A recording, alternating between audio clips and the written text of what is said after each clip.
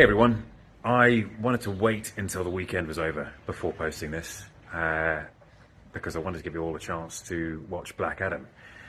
But now that plenty of you have, I wanted to make it official that I am back as Superman. And the image you see on this post and what you saw in Black Adam are just a very small taste of things to come. So there's a lot to be thankful for, and I'll get to that in time, but I want to thank you guys most of all. Thank you for your support and thank you for your patience. I promise it will be rewarded. Henry, I have a question. When we first did Man of Steel and we were doing the flying shots for the first time and we put you in the belly pan or on the wires, I can't remember which we did first.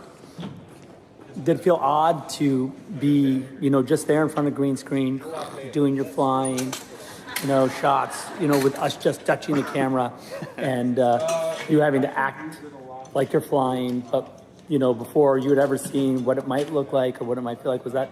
How was that? Was that odd and did you expect it to turn out the way it did? So that's my question. I can't wait to work with you in the future. And you are, of course, the greatest Superman ever. Welcome back, everyone. It's Charlie. This is my new Henry Cavill Superman Man of Steel 2 video about him coming back officially long-term as Superman in the DC movies and them actually making Man of Steel. We heard about this a couple years ago, but now it is finally official. It's actually a thing. And as I was in the process of putting this video together, this week James Gunn was also named as the new Kevin Feige of all DC, meaning he's going to be in charge of all the upcoming movies and DC shows. So I'll explain how that's going to work during the video too. And longtime fans have been joking about an Avengers versus Justice League Marvel DC crossover. Turns out they could actually do something like that now because you have James Gunn running DC, calling those shots, okaying stuff like that. If you're brand new to the channel, be sure to subscribe to get all the videos. The future is looking so much brighter for DC just in general, like so much good news after all the bad news we've had the last couple of years. Quite rightly, otherwise I probably shouldn't deserve to wear the cape, but I never gave up hope. And it's amazing to be here now talking about it again. There is such a bright future ahead for the character, and I'm so excited to tell a story with an enormously joyful Superman. Literally the best possible thing that could have happened, like Henry Cavill coming back long-term, all the Black Adam stuff seeming like it's worked out for Henry Cavill and everybody involved, and DC finally finding a person with a proven track record and creative vision to oversee the future of the movies, who's not just like a pure executive, which it sounds like they've kind of had in the past. But the biggest news first, obviously, is the Henry Cavill news, so careful for spoilers if you haven't seen Black Adam. I'm assuming most of you know what's going on, even if you haven't seen the movie. I've already done a couple Black Adam Superman post-credit scene videos, full breakdowns and Easter eggs for the entire movie, so I will link those down in the description below and at the end of this. But Henry Cavill comes back as DCEU Superman, even though technically they're calling it the DCU now. Like as part of all this, they're calling it the DC Universe, not the DC Extended Universe, and they're calling it DC Studios, which sounds just like Marvel Studios because it's the same basic type of organization. But Henry Cavill is coming back as the canon Superman, like this is all canon to the previous DCEU stuff, the Zack Snyder stuff that he's done before. And he did a much longer public talk recently addressing everything in greater detail. Like, okay, let's talk about me coming back now. What does this mean for the future? Zack Snyder even sent in a clip for that special event where he referenced him always being Superman to him. That's the video that I put at the beginning of this, because he's the person who originally cast Henry Cavill. They spent so much time working on the character Superman together. During the talk, Henry Cavill also addressed his future appearances in crossovers. I'm so excited to tell a story with an enormously joyful Superman. He'll feel more like you would expect Superman to feel, tonally, like he won't be the sad boy Superman or anything like that. The Black Adam post-credit scene was like 10 seconds super quick. Obviously, that's going to become a much bigger thing in the future, like he'll come back for much larger appearances, and then finally in Man of Steel 2, whatever they wind up calling that movie. It won't be called Man of Steel 2, but that's the basic way that you talk about it right now. Like right now, it is the next movie in his franchise of films. They're not completely rebooting everything with Superman in a traditional sense. They're still treating everything like it happened. Everything is still canon without completely referencing everything every 5 seconds. That's always the biggest question, like, is everything canon now? Like, are they changing anything? Are they retuning anything? If you're a big fan of the Charlie Cox version of Daredevil, it's the same basic deal with Henry Cavill Superman and all his future appearances. Like, they might retune the suit just like a little bit in some of his new appearances and refresh it again during the next Man of Steel movie. But all the stuff that happened to him during the first Man of Steel movie, Batman v Superman, the Justice League movie, that will all still be canon. And just to be clear, none of the stuff with Henry Cavill coming back in Black Adam to the larger DC universe as Superman has anything to do with James Gunn taking over with DC. That's a totally separate thing. It's just a coincidence that both of those things happened at the same time. If you've been following this news for a long time, James Gunn said that the first time he actually met with Warner Brothers about potentially doing a new movie, obviously he did the Suicide Squad movie, but when he met with him for the first time, it was just sort of a general meeting to see what he was interested in.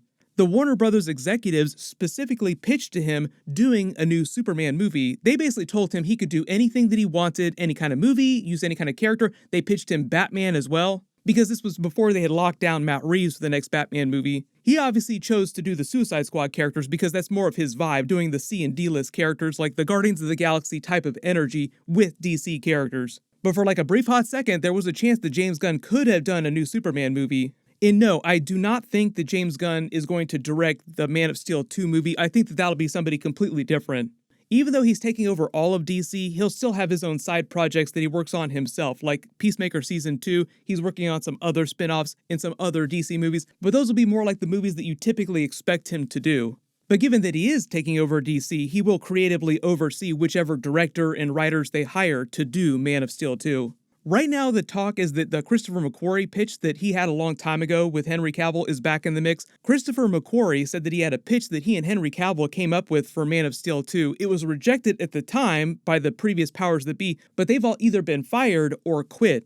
And that has a lot to do with Henry Cavill being able to come back in the first place in the Black Adam movie, like how The Rock was able to get him to come back. Because finding out what actually went down behind the scenes, it actually turns out The Rock had to put somebody in a chokehold to get Henry Cavill in the Black Adam movie in the first place. So credit where credit is due, The Rock is responsible for Henry Cavill coming back, and then that was sort of like the back door to him coming back for even bigger stuff, Man of Steel 2, all the other stuff that they have planned now. I think Black Adam lands the first punch. Now, I don't know if Black Adam lands the last punch, because Superman, I grew up a DC boy. Superman, I love Superman. I loved Superman, and I still do.